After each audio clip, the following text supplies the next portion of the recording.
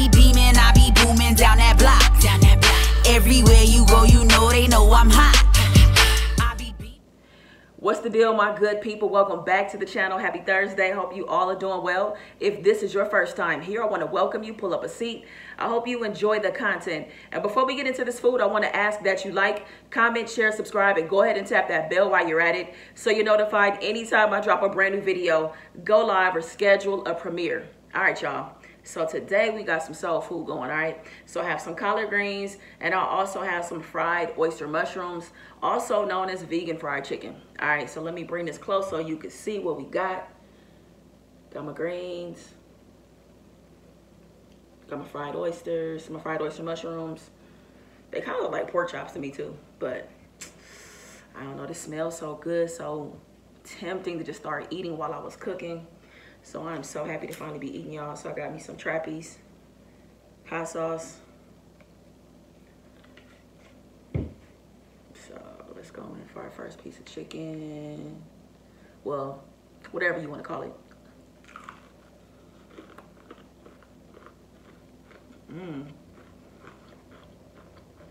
Y'all hear that crunch?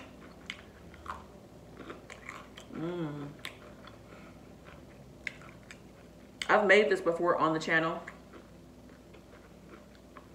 and I missed it.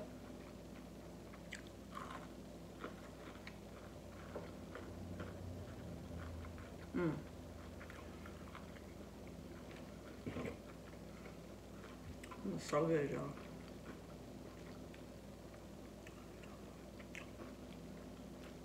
So good. You want some greens?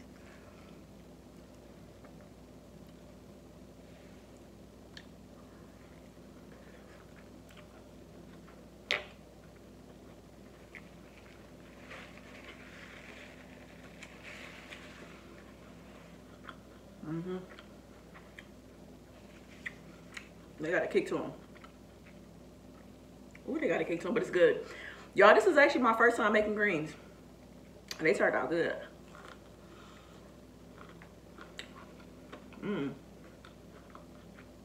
I like that a lot. That's bomb.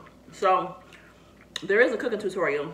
I do show you how to make the fried oyster mushrooms, and I'll show you how to make the greens as well.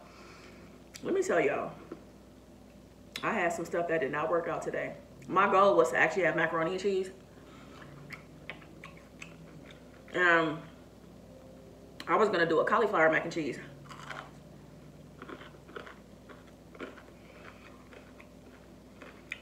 It just didn't work out. So I gotta go back to the drawing board and figure that recipe out. Cause that wasn't it.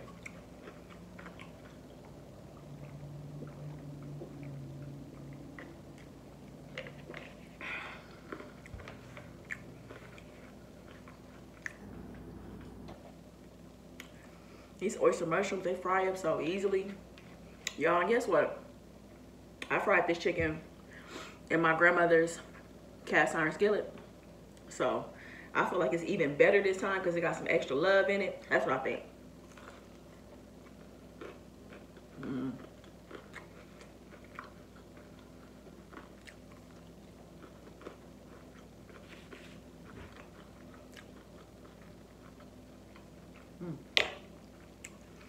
I am almost at the tail end of my 21-day plant-based challenge. The last day is on Sunday. Overall, it's been a good experience. It has been. I gotta drop the week 2 vlog, so if you're interested in seeing how this experience has been for me overall, you can check out my vlog channel, Rhonda's Red Vlogs. I will drop the link below.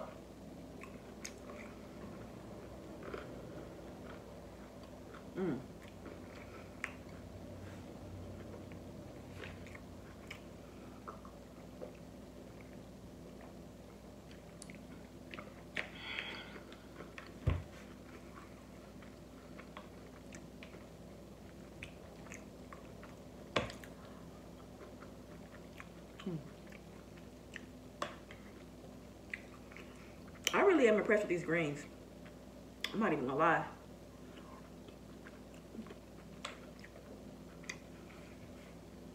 know why I never made any before. I'm not really sure why I haven't, but I'm glad I did.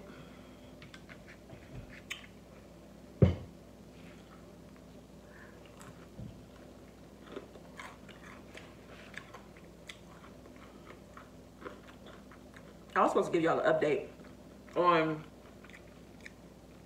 therapy. Therapy is going well. It's going really good. I think the last time I talked about it, I was on my 3rd therapist. She's been a good fit. We made a lot of progress really fast. Because she asked a lot of the right questions and really helped me address a lot of stuff and bring stuff to my attention. So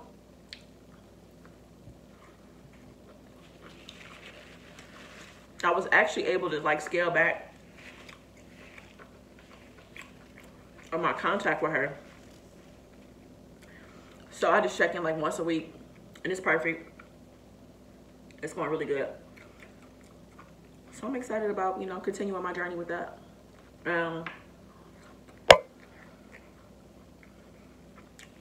You know, continuing to invest in my mental health. That's so important to do. I feel like especially now, like we're being pulled in so many different directions and so much uncertainty and this and that. So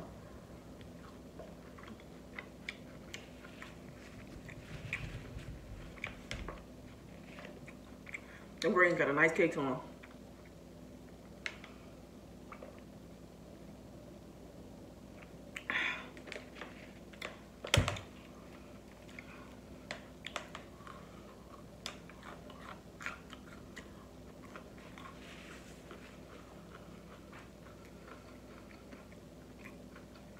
The one thing I wanted to say today was that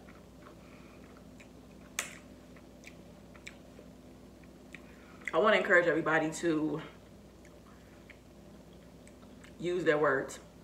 And I really say that from a place of, I think about just times when I wasn't as good of a communicator as I am now, and how me not using my words really didn't help certain people who needed clarity and understanding about how certain things made me feel. Like, it was really important for me to participate in, you know, giving clarity to a situation. And, you know, I used to be somebody who would shut down. I used to be somebody who would just kind of like walk off without really saying what was wrong. You know what I'm saying? And it's okay if you need a minute, you know what I'm saying? But once you come back from that, you know, when you have that minute to walk away, when you come back, you know, being able to communicate what is wrong and how things make you feel is like really, really important. And I know that it's not easy. Now, this is also assuming that you're talking to somebody that is willing to listen, excuse me, and can receive everything that you're saying. That's the place that I'm talking about. So I get that sometimes we don't communicate because you're not talking to the right person that can receive what you have to say. But I'm talking about in a healthy situation where somebody is listening and wants to hear you, you know what I'm saying? Because think about it, like when you don't use your words, someone can really easily assume like, man, she tripping, making a big deal out of nothing, right? So that person can receive that, they can receive what you storming off or the way that you act towards something. They can perceive that as you tripping, right? And making a big deal out of nothing. But by you circling back around and being able to communicate and use your words, that person now understands that maybe something that they did or something that they were a part of is a trigger for you. It makes you feel some kind of way. You know, you have trauma attached to it or whatever. So now that person can be like, dang, I had no idea that made you feel like that. I could be mindful going forward because now they're aware. You know what I'm saying? So being able to really use your words and just tell people how things make you feel, I think it's really important. I know it's not easy being vulnerable and opening up and sharing everything. I'm not saying that you do this with everybody, but you know what I'm saying, with the right people in your life that can hear you and value you and love you and respect you. Like, I think it'll just make your relationship that much better by being able to communicate and use your words about how things make you feel.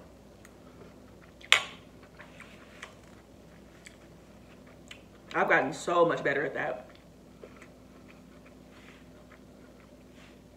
I struggled with that for sure in my 20s, where I just didn't communicate about how stuff made me feel. And people always thought that, well, I always gave the impression that stuff really didn't bother me. And a lot of stuff bothered me, you know what I'm saying? And I just would not speak on it. People would ask me, Rhonda, are you okay? You know, because of something that happened, something that was said. And I would always be like, oh, I'm good. But on the inside, you know what I'm saying, I'm processing and I'm hot. I'm fuming on the inside, but have not shared it with my friends or whoever was around me asking, you know what I'm saying? So I just think about how important it is just using our words and being able to get that stuff out and really tell people what it is, you know what I mean?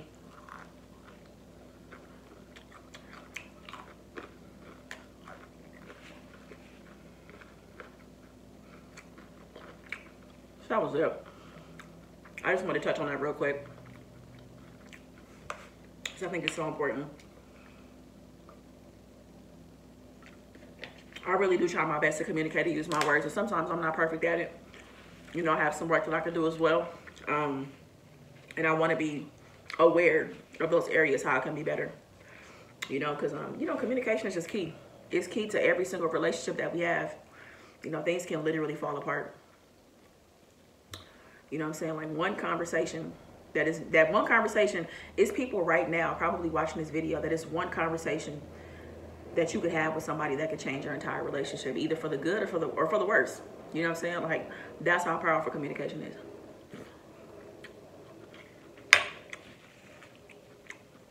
So that's it. I just wanted to say that. If you want to see how I make the greens, if you want to see how I made the fried oyster mushrooms, the cooking portion is about to start in a minute. I don't know, y'all. I might do a video tomorrow on Friday too. Like, I'm feeling real good. You know what I'm saying? I woke up this morning and went for a walk at 6 o'clock. I have been so productive. Like, I've had a full day and it's not even 11 a.m. yet. So, I don't know. I might do a video tomorrow. And we're going live. We're doing family night tomorrow too. So, it's a family night tomorrow, 7 p.m. Pacific Standard Time. Come through, have fun with us. I think we're going to have fun. Or we might have some topics or questions. I don't know. So either way, just come hang out with us, all right? So thank you so much for watching the video. I appreciate you. Make the best of the day. And most importantly, be good to yourself. Peace. Let's go ahead and get started with the cooking portion of the video. So I have 2 bunches of collard greens that I've taken off of the stems, and I've given them a quick chop. And I have a medium-sized onion as well as some minced garlic. Now, I took the onions and garlic and I sauteed them down until the onions became translucent. And once that was done, I went ahead and added 2 cups of veggie broth. Please feel free to use whatever kind of broth you'd like to use. And I'll show you in just a minute how I seasoned this before I added the greens. Now, I started off with some spicy chili garlic sauce. Or you can use pepper flakes or don't use the heat at all. I also added in some pink Himalayan salt and all-purpose seasoning. Now I added my greens into the pot. Now what I'm going to do is put this on low because I want my greens to simmer. I do not want them to boil. So I want this to cook for about an hour, maybe to an hour and a half. This is our first check-in. This is at about the 45-minute mark. I love the way that my greens are cooking down. They're wilting down nicely. Got the kitchen smelling right.